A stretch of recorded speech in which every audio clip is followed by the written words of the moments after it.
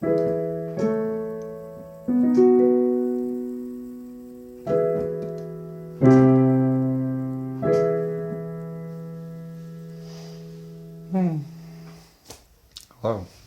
So I've been playing for a long time today, but I didn't do like my usual routine of like Etude and then the stuff I said I was going to work on because I got new music and I've been kind of working on that a lot. So I'm going to sight read this Etude. I'm going to go way under tempo. So, you know, if you're listening to it and you're like, that sounds really slow, it's because it is. And then I'm going to, maybe I'll just actually practice in front of you guys. I haven't looked at I may have glanced at it and played through it a little bit, but I haven't really practiced the next page of the butterfly lovers, but it's only just one page, and it's a little condensed apart. So I think what I'll do for this video is I'll actually just practice in front of you, and just kind of explain, like, what I'm doing as I'm doing it. But let's go for the Etude first.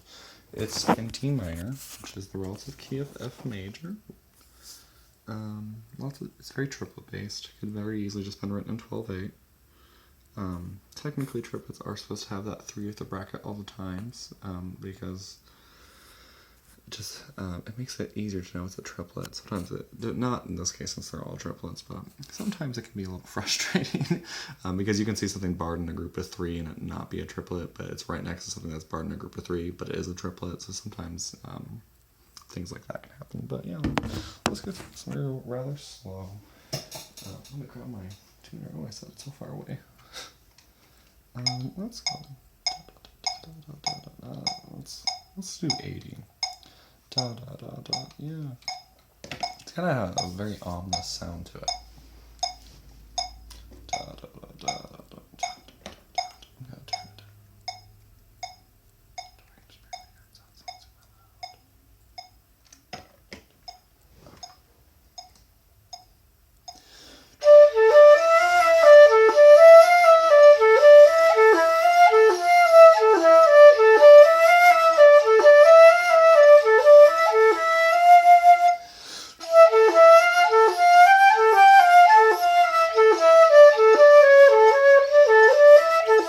Oh, I'm off tempo. I want to push. I'm just going to start from that phrase.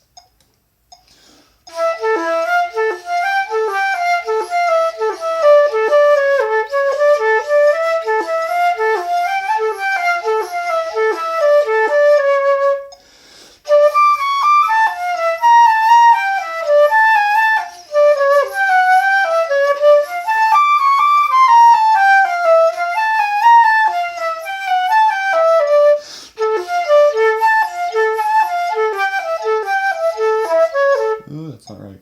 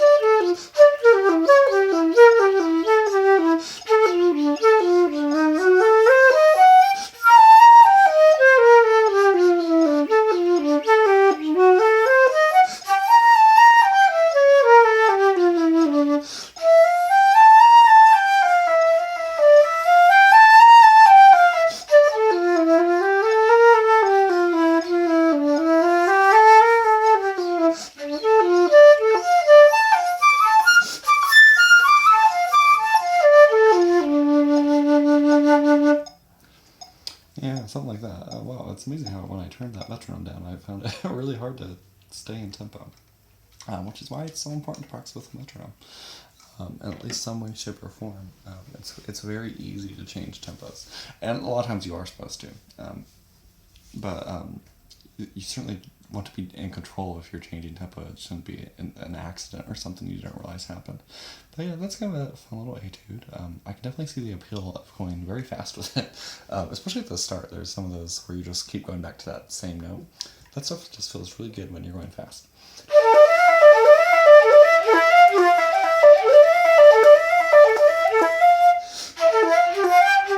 Which I can't do because I haven't practiced, but it just that would be very satisfying to work on.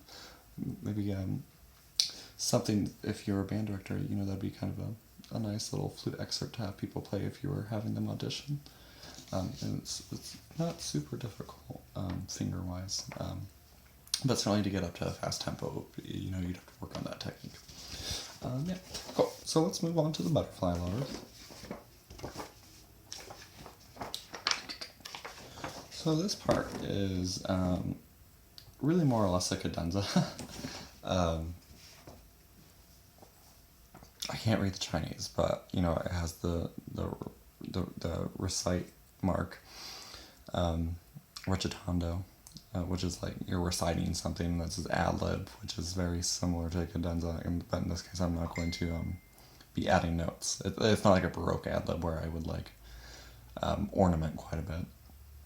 Although there are some things I could add to if I really wanted. That would fit. But yeah, let's kind of go through this. Cool. So there's a big orchestra break for this, and then you come in with this very grand, very gestural cadenza. So flute, as you know, cannot play chords. We can't play double stops. We can hum and play at the same time. So you could, if you really wanted, you could try and hum the other pitch and play. But it's very difficult, and it also just makes it very disturbing. It's not a clean. It's not like that would not come out. It'd be very aggressive. So that is something you could do. There are these things called multiphonic fingerings, but it's just not worth it. So what I like to do, that first chord is an A minor chord, so I just roll an A minor arpeggio in root position. I start in the low A and just kind of gliss up it. And then I think I do an EC gliss, and then after that I just play that top note, and then when there I roll that chord there, DGC. So here's what that first little bit sounds like.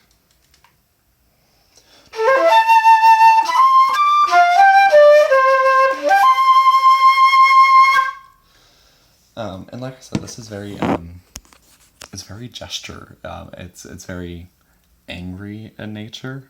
So you really want to make a statement with your sound. So I certainly don't really give a very clean release at the end of that. I find glistening just once at the top is fine, and then really just emphasizing the melody that you're hearing da da da da da da da is fine. You don't need to put in all the chords. And I think when you try to roll so many times, it takes away from it.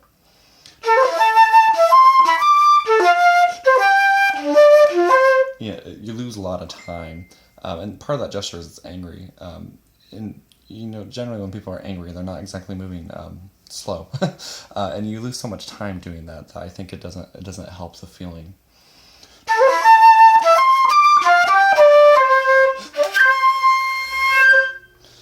In that case, I missed a note, but that's okay, right?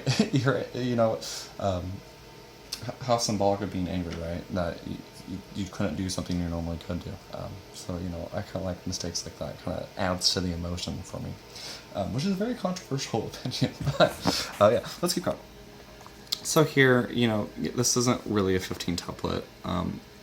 Man, I don't even know any 15 syllable words or phrases too that I could use to really actually count that. So it's a good thing it's a cadenza.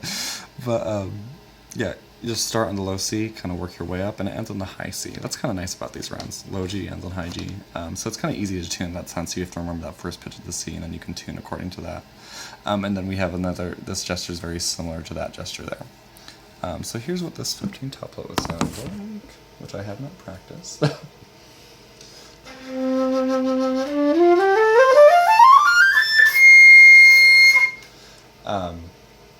So yeah, so let me go through and practice that. So I'm going to look for what I call guide tones. Those are notes I can kind of lock into for patterns. In this case, I think I'm going to make, let me show the music. I'm going to make the C a guide tone, and then, the C a guide tone, and I'm going to make the F's guide tones. So I'm going to practice them in those chunks. From C to F, and then F to C, and C to F, and blah, blah, blah.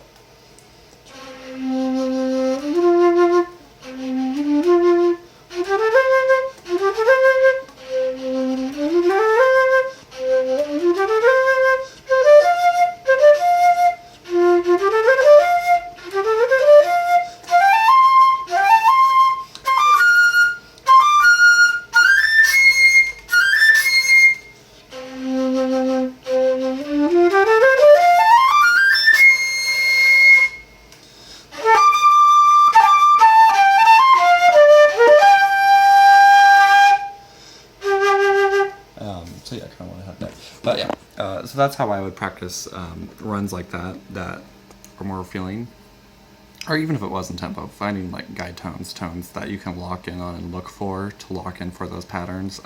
Those are always a great way to practice runs. In this case, it's not a huge deal. It doesn't have to be in tempo. I can take a lot of time and make it sound very musical.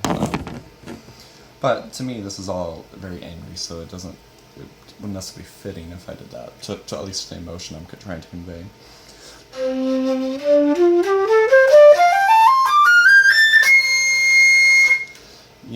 That doesn't sound bad. I just think the other way conveys the emotion I want better.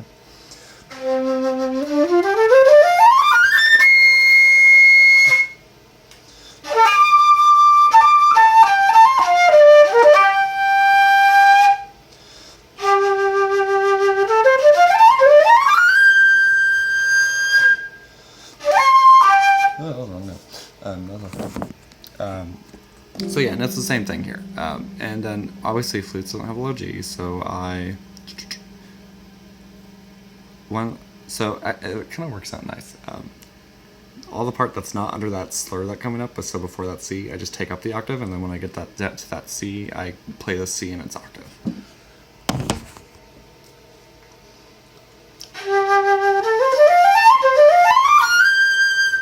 And it's the same thing with the guide tones. The guide tones in this case would be, I would make them G to C, I think.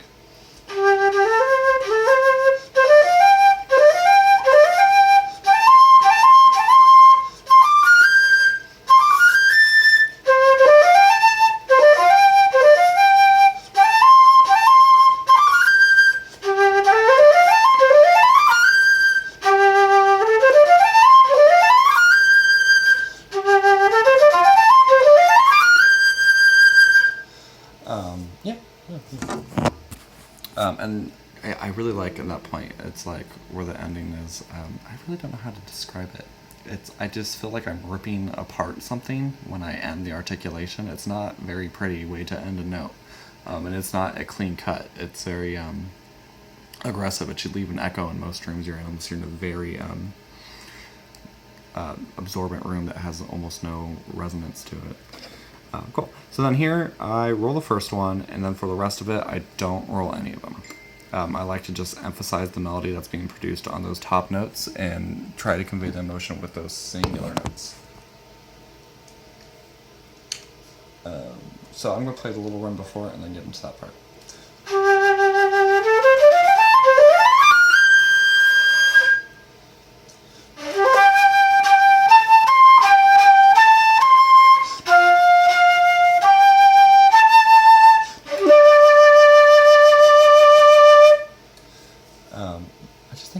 Conveys the emotion and the melody so much better, and to me it sounds more dramatic than if I tried to roll every single chord.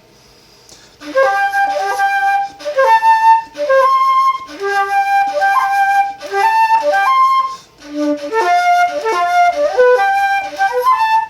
And granted, I haven't practiced rolling each chord, so I'm sure you could do that faster, but it's never going to be the same as a violin.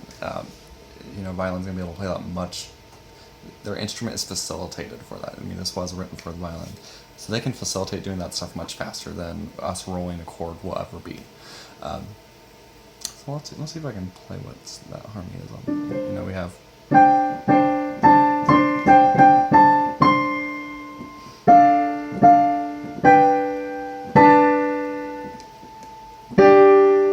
Essentially what that harmony would be. I don't think it loses anything by just rolling the first one and kind of going through.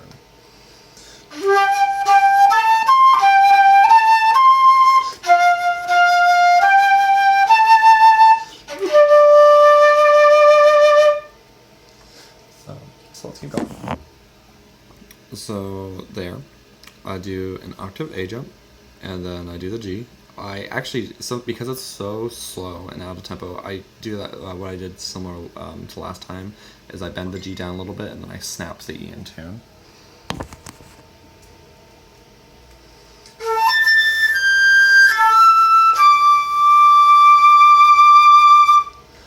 And I don't play the chord there. Yeah, because it's actually just a fifth. I think. Yeah, because below it's octaves, so that's DD and GD. Yeah, to me, it's not worth going GDD. It doesn't add anything to it.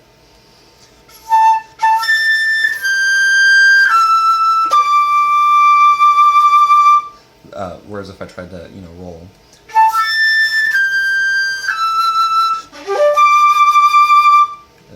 It doesn't add anything to it. It's not like it's like a G minor chord ending on D. I'm not going.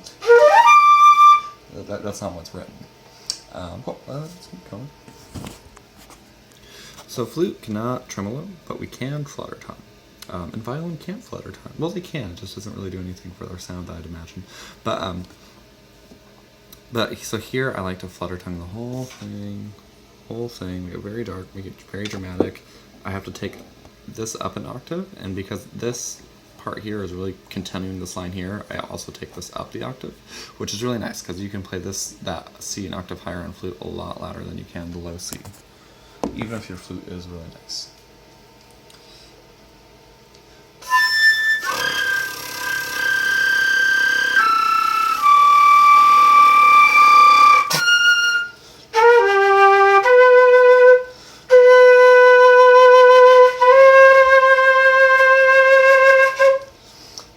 And I actually like to push so much air through the flute that there's a danger of it not making sound anymore. Oh, I should refocus more.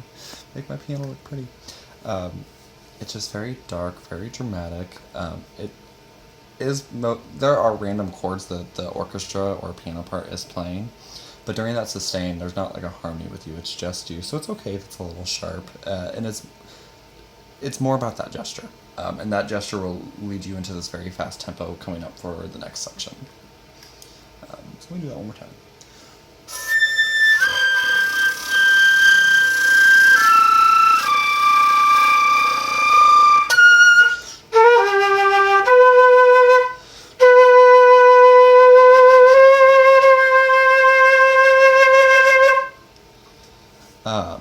To me, it's almost like you're making your flute growl like a dog. It's just that angry. It portrays that imagery.